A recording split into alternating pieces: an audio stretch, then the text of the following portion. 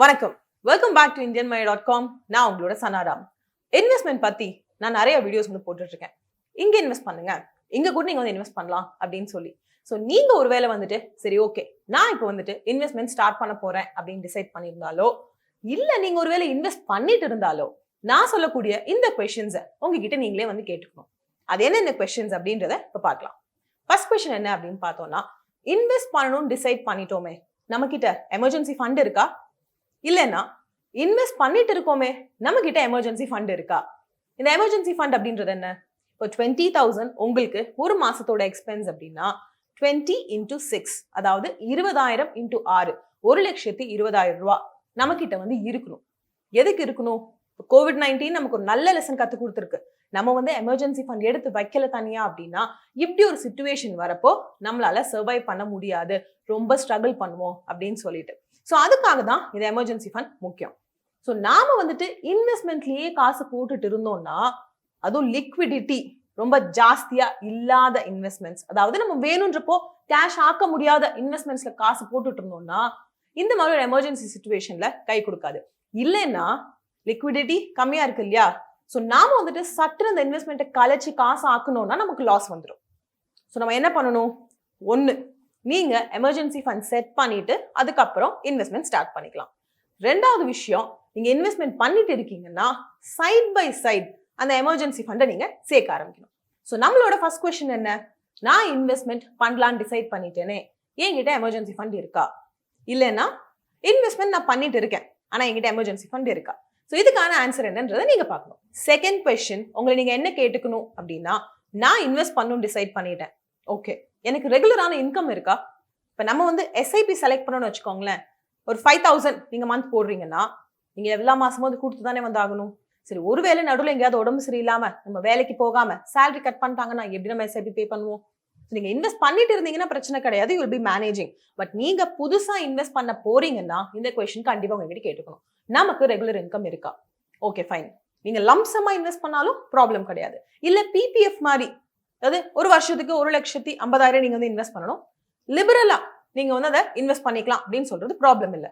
But SIP மாதிரிலாம் select பண்ண plan பண்றீங்கன்னா கண்டிப்பா ரெகுலரான இன்கம் இருக்கா அப்படின்ற கொஸ்டினுக்கான ஆன்சர் நீங்க பார்க்கணும். இது ரெண்டாவது கொஸ்டின். மூணாவது கொஸ்டின் என்ன அப்படின்னு பார்த்தோம்னா, இன்வெஸ்ட் பண்ண போறவங்களுக்கு ஓகே நம்ம இன்வெஸ்ட் பண்ணலாம்னு டிசைட் பண்ணிருக்கோமே, டைவர்சிஃபை பண்ணிருக்கோமா அப்படின்னு யோசிக்கணும். அதுவே இன்வெஸ்ட் பண்ணிட்டு இருக்கிறவங்களுக்கு இன்வெஸ்ட் பண்ணிட்டு இருக்கோமே, டைவர்சிஃபை பண்ணி தான் இன்வெஸ்ட் பண்றோமான்றதையும் நீங்க யோசிக்கணும். இல்லைன்னா எப்படி கரெக்ஷன் பண்ண முடியுமோ அப்படி பண்ணணும். இப்ப டைவர்சிஃபிகேஷன் அப்படின்னு வரப்போ ப்ராடர் ரேஞ்சும் எடுத்துக்கலாம், ஷார்ட்டர் ரேஞ்சும் எடுத்துக்கலாம். ஒரு சிலவங்க என்ன பண்ணுவாங்க, 10,000 ரூபாய் இருக்கு, சரி ஒரு 50,000 ரூபாய் இருக்குன்னு வச்சுக்கோங்களேன், சட்டுன்னு கொண்டு போயிட்டு அதை ஸ்டாக் மார்க்கெட்ல போடலாம்னு யோசிப்பாங்க. ஏன்னா நமக்கு அங்க நிறைய காசு டபுள் ஆறத பார்த்திருக்கோம். ஆனா அதே இடத்துல காசு இல்லாம போறதையும் COVID-19 நமக்கு திரும்ப கத்து கொடுத்துருக்கு. ஸோ டைவர்சிஃபிகேஷன் அப்படின்றது நீங்க ஸ்டாக் மார்க்கெட் எடுத்துக்கிட்டோம் அப்படின்னா ஒரே செக்டார்ல போடக்கூடாது. இப்போ ஃபார்மால போடலாம், மேனுஃபேக்சரிங்ல போடலாம், டெக்ஸ்டைல்ஸ்ல போடலாம், இந்த மாதிரி டைவர்சிஃபை பண்ணி போடணும். இன்னொன்னு என்னன்னா, இன்வெஸ்ட்மெண்ட் பண்றப்பவே நம்ம டைவர்சிஃபை பண்ணி தான் இன்வெஸ்ட் பண்ணணும். அதாவது மியூச்சுவல் ஃபண்ட்ஸ்ல கொஞ்சம், எஃப்டில கொஞ்சம், ஸ்டாக் மார்க்கெட்ல கொஞ்சம், இன்சூரன்ஸ்ல கொஞ்சம், இந்த மாதிரி கண்டிப்பா எல்லா இடத்துலயும் நம்ம கால் வைக்கணும். ஏன்னா ஒரு சைடு நம்ம காலை தடுக்கி விட்டுருச்சு அப்படின்னாலும் இன்னொரு சைட்ல கை கொடுக்கும். அண்ட் ஸ்டாக் மார்க்கெட்ல அது ரொம்ப முக்கியம். இப்போ இன்வெஸ்ட்மெண்ட் அப்படின்னு எடுத்துக்கிட்டாலே இந்த டைவர்சிஃபிகேஷன் இருக்கணும். ஸோ நீங்க பிளான் பண்றதும் அப்படிதான் பிளான் பண்ணணும்.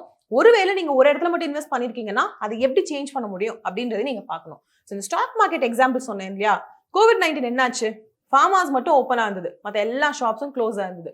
So that is how it works. So நாம ஒரே இடத்துல இன்வெஸ்ட் பண்ணோம்னா சப்போஸ் அந்த செக்டார் பர்ஃபார்மன்ஸ் கீழே போயிடுச்சுன்னா நம்ம போட்ட பைசா எல்லாம் போயிடும்.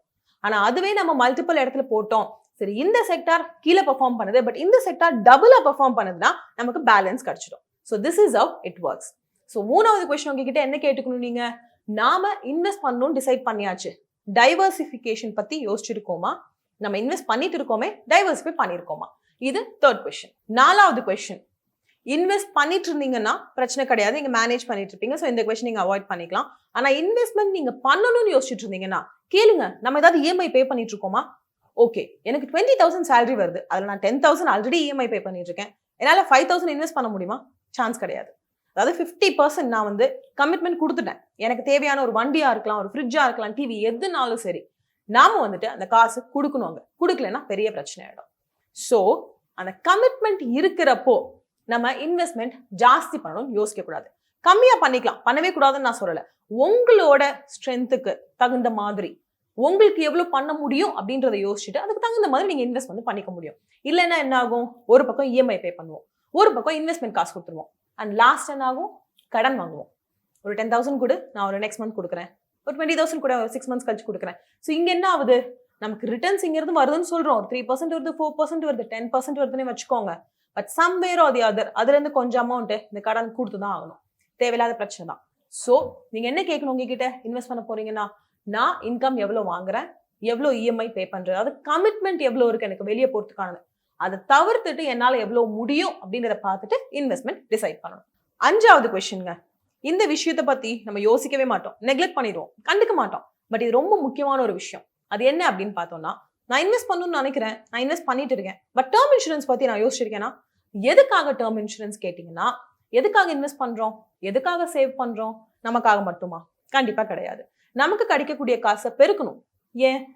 நம்ம கம்ஃபர்டபுளா இருக்கணும், நம்ம ஃபேமிலி கம்ஃபர்டபுளா இருக்கணும். ஆனா ஒருவேளை நம்ம அங்க இல்லாம போயிட்டோம்னா, இந்த இன்வெஸ்ட்மெண்ட் எல்லாமே வந்துட்டு 100% அவங்களுக்கு ரிட்டர்ன்ஸ் கொடுக்குமா, நம்ம எதிர்பார்த்த மாதிரி பிளான் பண்ண மாதிரி நடக்குமானா தெரியாது.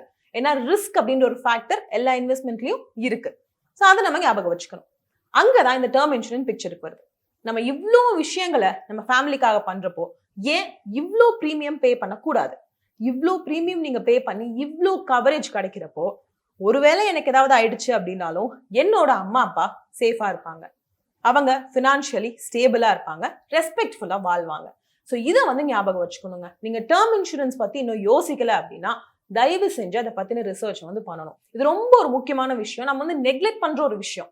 அதாவது எது கண்டுக்கணும் அப்படின்னு வந்து இருப்போம், பட் அந்த மாதிரி இருக்கக்கூடாது. Term insurance is very important. So அதுதான் 5th கொஸ்டின். நான் இன்வெஸ்ட் பண்ணணும்னு யோசிக்கிறேன்னா, நான் இன்வெஸ்ட் பண்ணிட்டு இருக்கேனே, நான் டேர்ம் இன்சூரன்ஸ் எடுத்திருக்கேனா, என்னோட ஃபேமிலியை நான் ஃபினான்ஷியலி செக்யூர் பண்ணியிருக்கேனா அப்படின்றத நீங்க கேட்கணும். Last question, 6th question. நான் இன்வெஸ்ட்மெண்ட் பண்ணணும்னு ரெடி ஆயிட்டேன், இல்ல நான் இன்வெஸ்ட் பண்ணிட்டு இருக்கேன், நீங்களும் இந்த கொஸ்டின் வந்து கேட்டுக்கலாம். லாங்கர் டியூரேஷனுக்கு நான் பிளான் பண்ணியிருக்கேன்னா, அதாவது நிறைய வருஷத்துக்கு, 7 வருஷத்துக்கும் மேல நீங்க இன்வெஸ்ட் பண்ணாதான் போதுமான அளவு ரிட்டர்ன்ஸ் வந்து உங்களுக்கு கிடைக்கும். நீங்க நடுவுலயே எடுக்கிறீங்க அப்படின்னா லாஸ்ல போறதுக்கு சான்ஸ் இருக்கு. இல்லைன்னா நம்ம போட்ட காசு அப்படியே நமக்கு வந்து கிடைக்கும். அதுக்கு எதுக்கு நம்ம இன்வெஸ்ட் பண்ணணும்? ஸோ இன்வெஸ்ட்மெண்ட் அப்படின்னு யோசிக்கிறப்போ லாங்கர் டியூரேஷன், நான் சொன்ன மாதிரி 7 வருஷத்துக்கு மேல.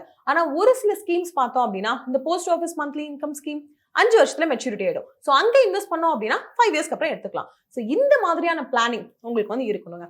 ஸோ 6வது கொஸ்டின் என்ன, லாங் டேர்ம்க்கு இன்வெஸ்ட் பண்றதுக்கு ஆம் ஐ ரெடி? நான் ரெடியா இருக்கேன் அப்படின்னா கண்டிப்பா நீங்க இன்வெஸ்ட்மெண்ட் பண்ணலாம். ஸோ 6 கொஸ்டின்ஸ், அதாவது 6 கொஸ்டின்ஸ் நீங்க வந்து உங்ககிட்ட கேட்டுக்கணும் இன்வெஸ்ட்மெண்ட் அப்படின்னு ஒரு விஷயம் வரப்போ. ஃபர்ஸ்ட் ஒன், எமர்ஜென்சி ஃபண்ட் இருக்கா? 2வது, ரெகுலரான இன்கம் இருக்கா? 3வது, டைவர்சிஃபிகேஷன் பத்தி யோசிச்சிருக்கீங்களா? 4வது, எவ்வளவு இஎம்ஐ நீங்க பே பண்றீங்க? 5வது, டேர்ம் இன்சூரன்ஸ் பத்தி நீங்க யோசிச்சிருக்கீங்களா? லாஸ்ட் ஃபைனல், லாங் டேர்ம் இன்வெஸ்ட்மெண்ட்டுக்கு நீங்க ரெடியா இருக்கீங்களா? ஸோ இந்த கொஸ்டினுக்கான ஆன்சர் நீங்க கொடுக்குறப்போ உங்களுக்கு ஒரு ஐடியா கிடைச்சிடும், நீங்க இன்வெஸ்ட்மெண்ட்க்கு ரெடியா இல்லையா, இல்ல கரெக்டா இன்வெஸ்ட்மெண்ட் பண்ணிட்டு இருக்கீங்களா இல்லையான்னு. ஸோ இந்த வீடியோ இதோட முடிவுக்கு வந்துடுச்சு. நீங்க ஒரு ஃபினான்ஷியல் ஃப்ரீடம் ஆப் இன்ஸ்டால் பண்ணல அப்படின்னா கீழே டிஸ்கிரிப்ஷன்ல லிங்க் இருக்கு, கிளிக் பண்ணி ரெஜிஸ்டர் பண்ணிக்கோங்க. எதுக்காக நான் வந்து ஃபினான்ஷியல் ஃப்ரீடம் ஆப் இன்ஸ்டால் பண்ணிக்கணும் அப்படின்னு கேட்பீங்க. ஸோ இவ்வளோ விஷயங்கள் நாங்க கிட்ட ஷேர் பண்ணிக்கிறேன் இல்லையா? இது வந்துட்டு module by module, lesson by லெசனா, மியூச்சுவல் ஃபண்ட்ஸ்னா மியூச்சுவல் ஃபண்ட்ஸ் பத்தி A to Z, ஸ்டாக் மார்க்கெட்னா ஸ்டாக் மார்க்கெட் பத்தி A to Z, இந்த மாதிரி கம்ப்ளீட்டா உங்களுக்கு வந்துட்டு எல்லாத்தையும் சொல்லி கொடுத்தாங்கன்னா நல்லா இருக்கும் இல்லையா? ஸோ அந்த மாதிரி ஒரு பிளாட்ஃபார்ம் தான் இந்த ஃபினான்ஷியல் ஃப்ரீடம் ஆப். கீழே டிஸ்கிரிப்ஷன்ல லிங்க் இருக்கு, கிளிக் பண்ணிக்கோங்க, ரெஜிஸ்டர் பண்ணிக்கோங்க. ஒருவேளை நீங்க வீடியோஸ் பாக்குறப்போ உங்களுக்கு கொஞ்சம் டவுட் வருது அப்படின்னா கவலையே பட வேண்டாம், நீங்க கால் ஸ்கெடியூல் பண்ணிட்டு டிரெக்டா எங்களோட ஃபினான்ஷியல் ஃப்ரீடம் கோச்சஸோட பேச முடியும். ஸோ அவங்க உங்களுக்கு தென் அண்ட் தேர் டவுட் வந்து கிளியர் பண்ணி கொடுப்பாங்க. ஸோ கண்டிப்பா இது உங்களுக்கு ஒரு சூப்பரான ஃபினான்ஸ் லேர்னிங் எக்ஸ்பீரியன்ஸா வந்து இருக்கும். ஸோ இந்த சான்ஸை மிஸ் பண்ண வேண்டாம். இந்த நோட்டோட இந்த வீடியோ முடிச்சுட்டு நான் கிளம்புறேன். அடுத்த வீடியோல திரும்ப நான் உங்களை மீட் பண்றேன். அது வரைக்கும் நீங்க உங்களை நல்லா பார்த்துக்கோங்க. நன்றி, வணக்கம். Father says, my son doesn't know the value of money. Son says, my father has not created enough wealth for me. Past is past. You can't change the past, but you can build the future. 1 million families are building their future with Financial Freedom App. You desire to build. Start your journey to become rich with Financial Freedom App.